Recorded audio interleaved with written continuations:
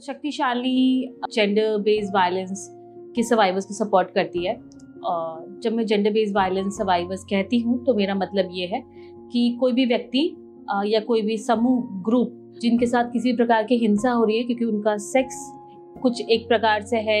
या उनका जेंडर कुछ एक प्रकार से है या फिर वो अपने आप को किस तरीके से आइडेंटिफाई करते हैं, उनके सेक्सुअल ओरिएंटेशन क्या है, इन सारे जो पहचान चिन्ह है उसकी वजह से जब किसी के साथ हिंसा हो रही होती है तो उसे जेंडर सेक्सुअल वायलेंस की कैटेगरी में हम उसे मानते हैं। एंड फिर उन सर्वाइवर्स जो लोग हैं जिनके साथ हिंसा हो रही है उनको हम सपोर्ट प्रोवाइड करने का काम करते हैं।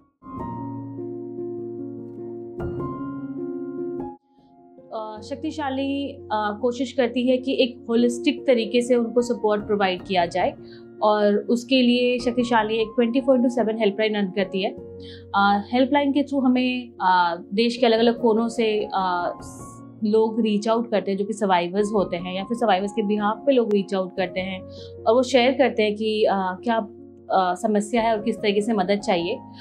24/7 हमारे हेल्पलाइन सोशल वर्कर्स उनको रिस्पॉन्ड करते हैं एंड फिर उनको कनेक्ट कराते हैं काउंसलर्स से। Then counsellors within 24 hours उनको रीच आउट करते हैं और उनसे बातचीत करके उनकी समस्या सुनने के बाद फिर उनके साथ इंटरवेंशन प्लान करते हैं।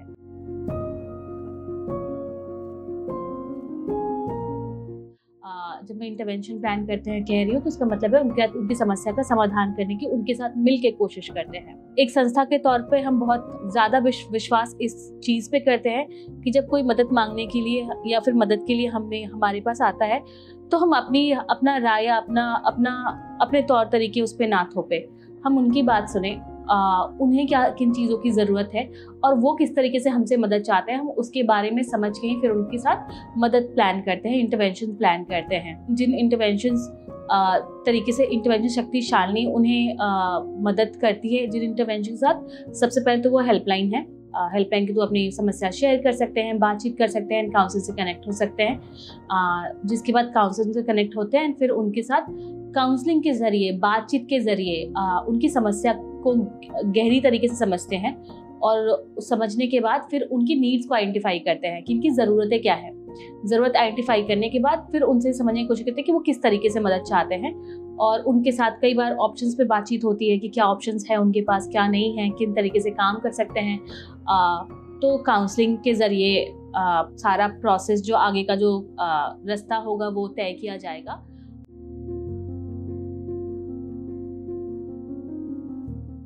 जो अलग अलग तरीके के और भी मदद या फिर इंटरवेंशंस कह लूँ मैं, वो जो शक्तिशाली की तरफ से उनको मिलते हैं, वो सबसे पहले तो लिटिगेशन एड है, कानूनी सहायता। किसी को किसी भी प्रकार की समस्या में किस प्रकार से कानून उनको मदद कर सकती है, कानून के तहत क्या क्या धाराएं हैं या फिर किस तरीके से उस समस्या को में समाधान है, वो उस चीज़ से मदद की जाती है। उसके लिए उनको एक वकील से मिलवाया जाएगा जो उनके समस्या पे अच्छी तरीके से बातचीत करके समझ के उनको राय मशवरा दे सकेंगे। एंड एक बार जो अपने सारे ऑप्शन समझ लेते हैं वकीलों से बातचीत करके, तो फिर वो चुन सकते हैं कि उनको आगे कानूनी तौर पे आगे कोर्ट में जाके अपना केस लड़ना है या नहीं लड़ना है, जिसे हम कहते हैं लिटिगेशन में जाना है या नहीं जाना है। तो इस पूरे प्रोसेस के दौरान शक्तिशाली के जो काउंसलर होते हैं वो उनको सपोर्ट करते हैं।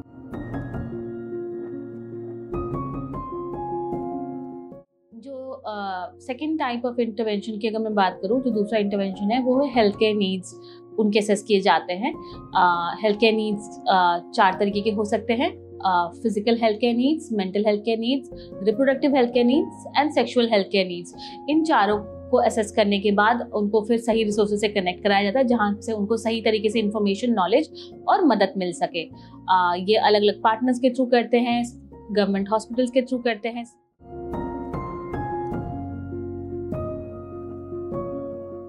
कई बार सर्वाइवर्स जो होते हैं ऐसे अनसेफ स्पेसेस में फंस जाते हैं जहाँ पे फिर उनकी लाइफ को रिस्क होता है, फिजिकल सेफ्टी सिक्योरिटी को रिस्क होता है और वहाँ पे रहना उनके हित में नहीं होता उन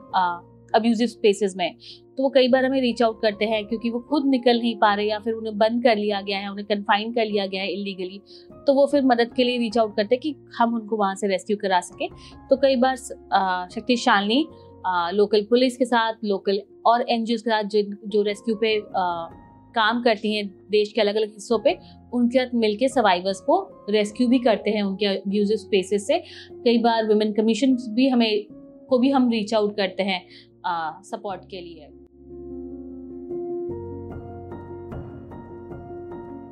कई बार सर्वाइवर्स जो होते हैं उनके पास रहने की जगह नहीं होती है, अलग अलग कारणों की वजह से जगह नहीं होती है। कई बार उनको घर से निकाल दिया जाता है, कई बार वो खुद उनके लिए सेफ नहीं होता, तो अपने अब्यूजिव स्पेसेस, घर या फिर कोई भी स्पेस छोड़ के निकल आते हैं। कई बार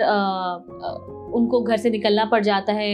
ऐसे हालातों में जहाँ पे काफ़ी अब्यूज़ और वायलेंस होता है और वो फिजिकली, इमोशनली,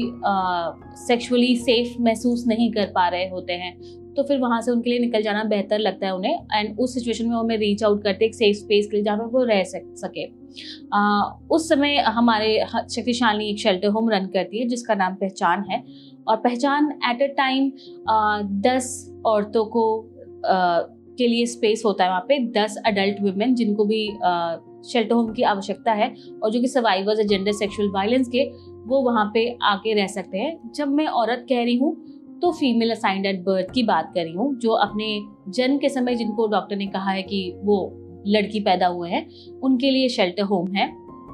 और वो यहाँ रह सकते हैं, अपने स्किल्स पे काम कर सकते हैं, काउंसलिंग के थ्रू अपने नीड्स को आइडेंटिफाई कर सकते हैं, लिटिगेशन सपोर्ट ले सकते हैं, हेल्थ केयर सपोर्ट ले सकते हैं। तो सारा जो सपोर्ट सिस्टम है वो उनके लिए भी एक्टिवेट होता है once they are a part of the shelter home, once they reach out to the shelter home, and otherwise भी सारे सपोर्ट सिस्टम सारे सर्वाइवर्स के लिए ओपन है।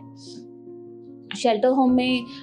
कई बार वो उनके बच्चे भी होते हैं जो उनका कंपनी कर रहे होते हैं, तो उनके लिए भी स्पेस होता है, वो भी रह सकते हैं, एंड फिर उनके लिए भी सपोर्ट सिस्टम जनरेट करने की कोशिश की जाती है। सर्वाइवर्स जो कि बहुत ही हॉस्टाइल स्पेसेस से निकल के आए होते हैं, उनके लिए बहुत डिफिकल्ट होता है कई बार कि वो ट्रस्ट बिल्ड कर सके एंड विश्वास कर सके। तो पहचान उनको स्पेस देती है जहाँ पे वो रह के, देख कर, धीरे धीरे चीज़ों को समझ के फिर अपने आप को बिल्ड करने की कोशिश कर सके। तो पहचान रहते हैं, एंड एट टाइम्स जब स्पेस नहीं अवेलेबल होता है, कैपेसिटी नहीं होती है रखने की किसी को, तो फिर हम दूसरे ऑर्गेनाइजेशंस को रीच आउट करते हैं, वहाँ पे फिर सेफ स्पेस प्रोवाइड कराने की कोशिश करते हैं और शेल्टर होम्स में।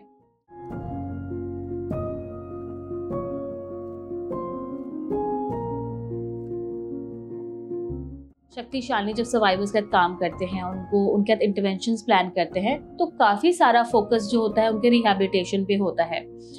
रिहैबिलिटेशन जब हम किताबी डेफिनेशन पढ़ते हैं तो हमें समझ में आता है कि एक स्थान से दूसरे स्थान पे चले जाना, एक स्पेस से दूसरे स्पेस में चले जाना। शक्तिशाली उसको थोड़ा और ब्रॉड करके एक ब्रॉडर लेंस से देखती है कि रिहैबिलिटेशन बस एक स्पेस से दूसरे स्पेस में चले जाने से रिहैबिलिटेशन नहीं होता। क्योंकि जब हम स्पेशली सर्वाइवर्स के कॉन्टेक्स्ट में बात कर रहे होते हैं, तो वो एक सिस्टम से निकल के आए होते हैं जो कि जहाँ पे बहुत अब्यूज और वायलेंस होता है, तो काफ़ी ट्रस्ट टूटा होता है, काफ़ी अनडिग्निफाइड तरीके से उनको पूरी एक लाइफ का काफ़ी सारा हिस्सा जीना पड़ा है, और उस दौरान बहुत सारे स्किल्स, बहुत सारा खुद का टैलेंट जो है छूट रहा होता है उस दौरान, और वो खुद को भी डाउट करना शुरू कर देते हैं। तो रिहैबिलिटेशन का जो प्रोसेस होता है उसमें उनके इमोशनल वेलबींग पे काम होता है, उनको अलग अलग स्किल्स और वोकेशनल ट्रेनिंग से जोड़ा जाता है ताकि वो अपने स्किल्स पे काम कर सके। उसके अलावा अगर उनको कोई किसी भी तरीके की पढ़ाई करनी है तो फिर हमको एजुकेशनल कोर्सेज में इनरोल कराते हैं, एंड देन वहाँ से फिर वो उनकी स्किल बिल्डिंग होती है, एजुकेशनल करियर में उनकी वो अपलिफ्टमेंट आता है, and then bit by bit वो अपने आप को बिल्ड करने की कोशिश कर रहे होते हैं, उस स्पेस से निकल के दूसरे स्पेस में जो अब्यूजिव स्पेस से है वहाँ से एक इंडिपेंडेंट स्पेस की तरफ आगे बढ़ने की कोशिश कर रहे होते हैं। तो ये है जब हम रिहैबिलिटेशन की बात करते हैं तो शक्तिशाली के एसेंस में रिहैबिलिटेशन का मतलब ये होता है कि उनका इमोशनल वेलबींग हो, उनका स्किल डेवलपमेंट हो, उनका एजुकेशनल डेवलपमेंट हो, एंड देन वो इंडिपेंडेंटली लाइवलीहुड अपॉर्चुनिटीज लेके independently, financially independent, emotionally independent तरीके से एंड अदरवाइज भी इंडिपेंडेंट तरीके से वो अपनी एक डिग्निफाइड लाइफ जी सके।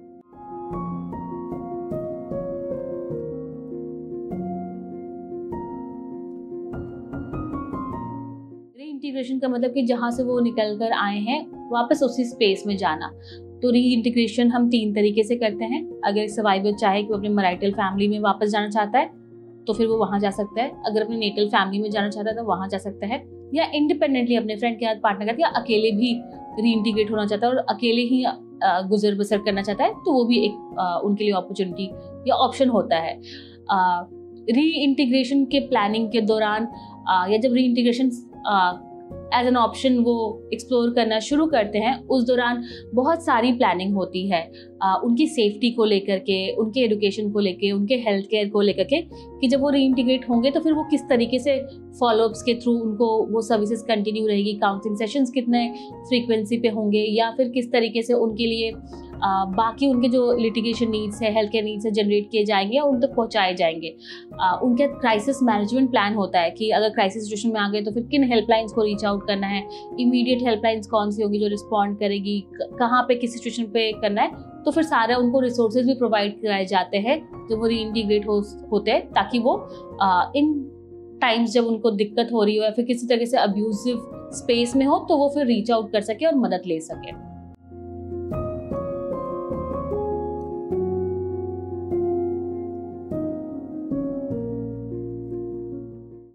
पूरे प्रोसेस के दौरान जब एक सर्वाइवर को सपोर्ट प्रोवाइड किया जा रहा होता है और उनके नीड्स के थ्रू और उनके कंसेंट के थ्रू जब निकल के आता है कि वो अपने उन लोगों के साथ बात करना चाहेंगे जिन्होंने उनको अब्यूज़ किया है या हार्म किया है, मे बी उनके पार्टनर्स है, उनके नेटल फैमिली है या कोई भी है, तो फिर counsellor as a neutral person उनके सोशल मीडिएशन कराता है। सोशल मीडिएशन के दौरान उनके ग्रीवेंसेस को, उनके जो भी कंसर्न्स है उनको उसको उस व्यक्ति के सामने रखा जाता है जिन्होंने उनको हार्म किया है, फिर उनकी भी समझ, उनकी टूवर्ड्स सर्वाइवर समझने की कोशिश की जाती है कि क्या रहा है और किस तरीके से क्या पैटर्न्स रहे हैं, एंड फिर उस पर काफ़ी डिस्कशंस, कॉन्वर्सेशंस होते हैं। ये एक बहुत लंबा प्रोसेस होता है और अलग अलग सेशंस के थ्रू किया जाता है, जहाँ पे दोनों सर्वाइवर और जिन्होंने हार्म किया उनको एक पेज पे लाने की कोशिश की जाती है, जहाँ पे सर्वाइवर के लिए जो भी अब्यूज़ है वो बिल्कुल मिनिमाइज हो जाए या फिर ख़त्म हो जाए, और फिर वो एक डिग्निफाइड तरीके से अपनी लाइफ जो है वो उनके साथ ही जी सके जिनके साथ वो जीना चाह रही है या फिर जिन्होंने उनको हार्म किया है। तो सोशल मीडिएशन बहुत इंपॉर्टेंट रोल प्ले करता है रिहैबिलिटेशन और रीइंटीग्रेशन के दौरान, जब सर्वाइवर्स के रीइंटीग्रेशन और रिहैबिलिटेशन प्लान हो रहे होते हैं। एंड सोशल मीडिएशन पे फिर ये भी डिस्कस हो रहा होता है कि सब काउंसलर्स कितना फ्रीक्वेंटली उनको फॉलो अप करेंगे, कब कब फॉलो अप करेंगे। होम विजिट्स हो रहे होते हैं टू मेक श्योर कि जो भी सोशल मीडिएशन के दौरान प्लान हुआ है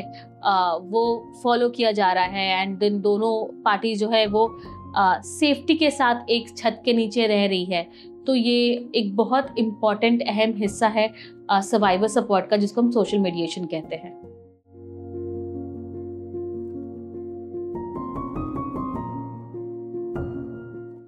सर्वाइवर सपोर्ट में एक बहुत इम्पॉर्टेंट इंटरवेंशन होम विजिट भी है। सर्वाइवर्स के होम विजिट किए जाते हैं उनकी नीड आइडेंटिफाई करने के बाद एंड उनकी कंसेंट से।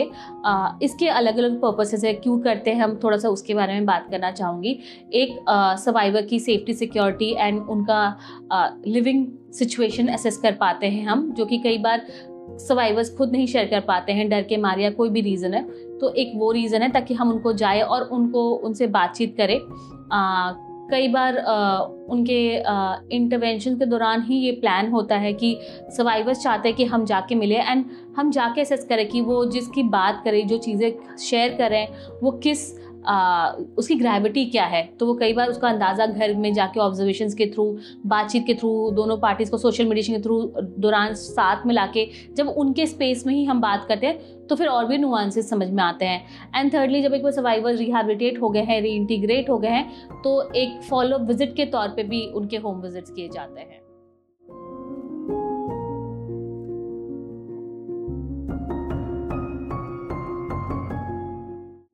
हर सर्वाइवर के साथ हम 1.5 साल तक फॉलो अप करते हैं उनके कंसेंट और उनके चॉइस से। ये रीज़न इसलिए है ताकि हम वो असेस करते रहे कि जो भी प्लान हुआ है, जब भी वो इंडिपेंडेंटली रहना शुरू कर रहे हैं या फिर संस्था से रेगुलर काउंसलिंग जो सेशंस है या फ्रीक्वेंसीज वो कम हो रही है, तो फॉलोअप बहुत हेल्पफुल रहता है उनकी सेफ्टी सिक्योरिटी को समझने के लिए कि वो सेफ़ है, सिक्योर है, कोई एडिशनल कंसर्न्स आ रहे हैं या फिर कोई और भी चैलेंजेस है जो जिन पे हमें बातचीत करना है। अगर वो किसी एजुकेशनल या वोकेशनल ट्रेनिंग में इनरोल्ड है तो वहाँ पे क्या प्रोग्रेस है, वो प्रोग्रेस समझने के लिए, एंड वहाँ पे और कितनी मदद की ज़रूरत है या फिर किस तरीके से और अगर सर्वाइवर स्टक फील करे तो और किस तरीके से इंटरवेंशंस को हम इन्हांस कर सकते हैं या फिर इम्प्रोवाइज़ कर सकते हैं उनके नीड और चॉइस के अकॉर्डिंग, वो समझने के लिए काफ़ी हेल्पफुल रहता है। एंड ऑल्सो ये सर्वाइवर्स को एक सेंस ऑफ सिक्योरिटी देता है, अ प्रोलॉन्ग सेंस ऑफ सिक्योरिटी कि वो अकेले नहीं है एंड देन अभी भी कोई है जो उनके साथ खड़ा है और सपोर्ट में है।